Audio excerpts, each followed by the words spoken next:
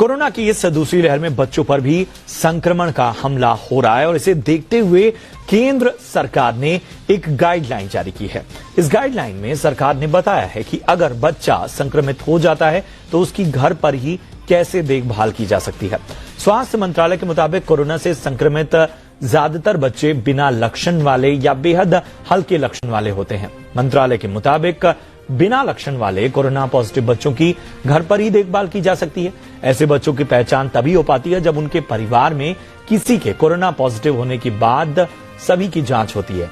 ऐसे बच्चों में कुछ दिनों बाद गले में खराश, नाक बहना, खांसी हो सकती है। इन बच्चों को घर में आइसोलेट करके लक्षणों के आधार पर इलाज किया जा सकता है। मंत्रालय के मुताबिक ऐसे बच्चों को बुखार आने पर डॉक्टर की सलाह पर पैरासिटामोल दिया जा सकता है। इसके अलावा जो बच्चे जन्म से दिल की बीमारी, लंग डिजीजेज और मोटापे से जूझ रहे हैं, कोरोना होने पर उनकी भी डॉक्टरी सलाह पर अच्छे से घर पर ही देखभाल की जा सकती है। मंत्रालय ने बताया कि कुछ बच्चों में मल्टी सिस्टम इन्फ्लेमेटरी नाम का नया सिंड्रोम देखा गया है। ऐसे मामलों में बच्चों को लगातार 38 डिग्री सेल्सियस यानी 100.4 डिग्री फ़ारेनहाइट से ज्यादा बुखार बना रहता है। इसमें बच्चों को बुखार, पेट दर्द, उल्टी, दस्त जैसी परेशानियां होती हैं। हालांकि सभी बच्चों में सभी लक्षण एक जैसे नहीं होते हैं। और इस खबर पर चर्चा के लिए हमारे साथ जुड़ गई हैं डॉक्टर जागृति सांघवी, जो कि बाल रोग विशेषज्ञ हैं, नानावटी अस्पताल, मुंबई से। बहुत बहुत स्वागत डॉक्टर जागृति आपका। डॉक्टर, सबसे पहले ये समझाएं कि ये जो मल्टी सिस्टम इन्फ्लेमेटरी यानी MIS-C सिंड्रोम जिसकी बात हो रही है, ये आखिर है क्या और ये बच्चों को कैसे होता है? नमस्कार। Multi system inflammatory syndrome in children, MIS-C जो है, ये एक इम्यून फिनोमिनन है। जब मैं आपको ये कहती हूँ कि इम्यून फिनोमिनन, उसका मतलब ये है कि इस बच्चे को कोविड का इन्फेक्शन एटलीस्ट 1 या 2 हफ्ते पहले इधर माइल्ड फॉर्म में या एसिम्प्टोमेटिक मतलब बिना लक्षण के कोविड हुआ रह चुका होता है, और उसके बाद 1-2 हफ्ते के बाद ये बच्चा जो है वो फीवर के साथ, जैसे अभी आपने लक्षण बताए, उसी तरह से 100.4 डिग्री फ़ारेनहाइट से ज्यादा fever for more than 3 to 5 days इस तरह से आता है। इन एडिशन इन बच्चों के को लाल आंख हो जाना या फिर उनको पेट का दर्द या रैश या ब्लड प्रेशर अचानक कम हो जाना, उस टाइप के लक्षण दिखते हैं। अब जब बच्चे को इस कोरोना के काल में अगर किसी भी बच्चे को फीवर 3 दिन से ज्यादा है और अगर इस टाइप की बीमारी है जैसे कि अभी मैंने बताया, तो उन बच्चों में MIS-C के बारे में हम डायग्नोसिस कर सकते हैं। और ये डायग्नोसिस मन में रखते हुए कुछ टेस्ट की जाती है। इन बच्चों को हमें एडमिट भी करना पड़ सकता है। ये बच्चे ज्यादातर 10 से 18 के एज ग्रुप में रह सकते हैं। हालांकि उससे छोटे बच्चों को भी MIS-C हुआ है और 18 साल के ऊपर के अडल्ट या एडोलेसेंट्स को भी MIS-C हो चुका है। अब इसमें ये होता है कि बॉडी जो है कोरोना वायरस से संक्रमित होने के बाद इतनी ज्यादा तादाद में कुछ एंटीबॉडीज प्रोड्यूस करती है, जिसके कारण शरीर में एक इम्यून हाइपर सेंसिटिविटी रिएक्शन आता है, और उस रिएक्शन के तहत उस बच्चे को हार्ट में इन्फ्लेमेशन मतलब सूजन होके मायोकार्डाइटिस या फिर पेरिकार्डाइटिस मतलब हार्ट के बाहर जो हार्ट को जो थैली में रहता है उसमें एफ्यूजन हो सकता है, हार्ट रेट बढ़ सकती है या फिर सडनली ब्लड प्रेशर डाउन हो सकता है।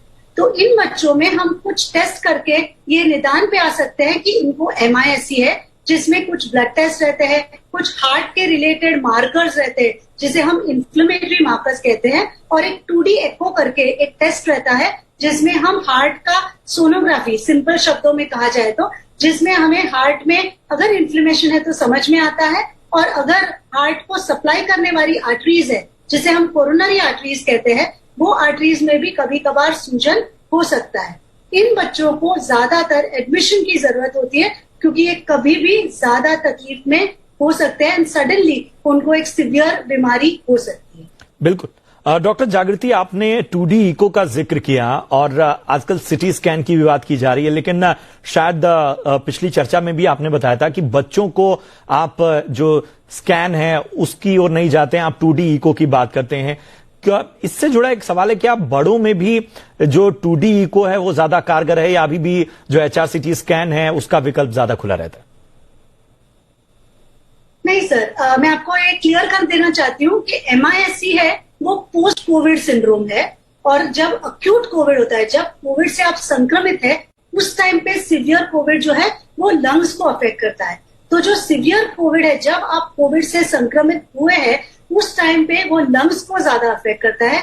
और ज्यादातर देखा गया है कि जो बच्चों को MISC होता है, जो पोस्ट कोविड होता है, उनको लंग्स पे इतना आक्रमण नहीं होता है, उनका हार्ट ज्यादा अफेक्ट होता है, या कभी कभी पेट, अतरिया ज्यादा अफेक्ट हो सकती है।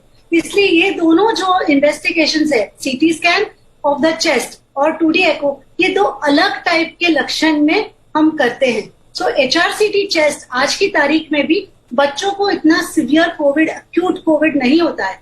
जिस समय कोविड का इन्फेक्शन हो तब इतना सिवियर नहीं होता है, इसलिए हम ज्यादातर HRCT चेस्ट जो है वो बच्चों में नहीं कराते, अनलेस कि बच्चों का ऑक्सीजन लेवल बहुत कम हो गया हो और हम कोविड न्यूमोनिया की तरफ बढ़ रहे हो। ऑन द अदर हैंड, जब हम किसी बच्चे में MISC सस्पेक्ट करते हैं तो 2D एको बहुत इंपॉर्टेंट इन्वेस्टिगेशन होता है, क्योंकि 2D एको के आधार पे हमें समझ में आता है कि बच्चे का हार्ट कितना अफेक्टेड है, और 2D एको के आधार के ऊपर हम आगे का जो उनका ट्रीटमेंट रहता है, जिसमें एक इम्यूनोग्लोबुलिन करके ट्रीटमेंट रहता है, स्टीरॉइड्स करके ट्रीटमेंट रहता है, ये जो है हम 2D एको के रिपोर्ट के आधार पे कर सकते हैं। तो आई वांट टू क्लैरिफाई कि ये दोनों अलग सिचुएशन में देखा जाता है। एक जो है वो अक्यूट कोविड है जहाँ पे लंग्स अफेक्ट होते हैं, और दूसरा जो है वो MISC है जो पोस्ट कोविड है, जहाँ पे हार्ट ज्यादा अफेक्ट होता है। बिल्कुल, बहुत बहुत स्पष्ट कर दिया। इसके बारे में बड़ा भ्रम फैला हुआ था डॉक्टर, लेकिन किसी संक्रमित बच्चे को कब अस्पताल ले जाने की जरूरत है, ये कोई कैसे पता करे? क्योंकि सरकार की भी गाइडलाइन में ये ज्यादा सुझाव दिया गया है कि घर पर ही बच्चे की ट्रीटमेंट पर फोकस किया जाए। सही बात है, और ये बहुत ही बेहतरीन क्वेश्चन है आपका। सो ज्यादातर जैसे हम जानते हैं 95% बच्चों को माइल्ड कोविड है और उन्हें एडमिशन की जरूरत नहीं है।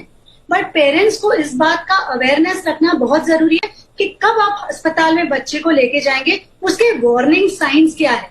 तो वार्निंग साइंस में ये है कि अगर आपके बच्चे को फीवर बहुत हाई ग्रेड है, 102, 103, और वो परसिस्टेंट, मतलब कंटिन्यूसली 2-3 दिन तक लगातार रहता है, तो ये एक फर्स्ट रीजन है कि आप उस बच्चे को हॉस्पिटलाइज करेंगे।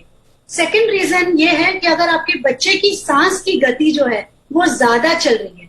अब पेरेंट्स को कैसे पता चलेगा कि सांस की गति कैसे चलनी है? तो जब बच्चा लेटा हुआ और सोया हो, तब माँ या पिताजी अपना हाथ बच्चे के पेट पे रख सकते हैं और 1 मिनट तक घड़ी में ये देखो कि कितनी बार आपका हाथ ऊपर नीचे हो रहा है। तो ये 1 मिनट में कितनी बार बच्चा सांस लेता है, और ये अलग अलग एज ग्रुप के लिए एक अलग अलग कट ऑफ रहता है। जैसे पहले 3 महीने का बच्चा है, उसका सांस का गति हमेशा 60 से कम रहना चाहिए। 3 महीने से 1 साल तक के बच्चे का सांस का गति 50 से कम रहना चाहिए। 1 साल से 3 साल तक के बच्चे का सांस का गति 40 से कम रहना चाहिए, और 3 साल के ऊपर के बच्चे का जो रेस्पिरेटरी रेट या सांस का गति है वो 30 से कम रहना चाहिए। अगर उससे ज्यादा है तो आपको अस्पताल में लेके जाना है। तीसरा चीज ये है कि अगर किसी बच्चे को कोई क्रॉनिक डिजीज है, जैसे पहले से किसी बच्चे का कोई क्रॉनिक हार्ट डिजीज है या कोई किडनी डिजीज है, उस टाइप में अगर बच्चे को तकलीफ है ऑलरेडी, और उनको अगर माइल्ड कोविड भी होता है तो उनको एडमिट कर सकते हैं। और चौथा चीज, जब शरीर में ऑक्सीजन की मात्रा कम हो, जो हम ऑक्सीमीटर के टेस्ट से देखते हैं, अगर बच्चे का ऑक्सीजन का मात्रा कंटिन्यूअसली लेस देन 94 रहता है, तब उन बच्चों को भी एडमिट करने की जरूरत हो जाती है। ये बात हुई एक्यूट कोविड में, जैसे मैंने अभी आपको बताया, जिस समय आप कोविड से संक्रमित हैं। दूसरा सिनेरियो जब बच्चे में वार्निंग साइन देखना है, वो पोस्ट कोविड, मतलब कोविड होने के 1-2 हफ्ते के बाद, या अचानक अगर कोई बच्चा फीवर के साथ उसको तेज छाती की धड़कनें हो, या फिर बहुत सुस्त लगता हो बच्चा, या फिर उसको रैश आए शरीर में, आंखें लाल हो जाए, तब हमें MISC के बारे में सोच सकते हैं। तो ये 2 अलग सिचुएशन है, और दोनों सिचुएशन में एक और वार्निंग साइन ये है कि अगर बच्चा सुस्त लगता हो, लिथार्जिक हो, या खाने पीने में रुचि ना लगे, बहुत बीमार लग रहा हो, तब भी आपको बच्चे को हॉस्पिटल में लेके जाना बहुत जरूरी है। इसे हम रेड फ्लैग साइंस कहते हैं, वार्निंग साइंस। बिल्कुल, बहुत बहुत शुक्रिया करेंगे डॉक्टर जागृति, बहुत ही बेहतर तरीके से, और वाकई इस अहम विषय के बारे में अवेयरनेस बहुत जरूरी है। बच्चों को लेकर तमाम गाइडलाइंस हैं, लेकिन एक भ्रम इन चीजों में बना रहता है, लोगों को क्लैरिटी नहीं होती है। लेकिन आपने बहुत ही अच्छे तरीके से बताया कि क्या सावधानी रखें, किन लक्षणों के बारे में सचेत रहें, और क्या इसका ट्रीटमेंट और तमाम लक्षणों की पहचान करने के तरीके मौजूद हैं। बहुत बहुत शुक्रिया आपका इस चर्चा में जुड़ने के लिए।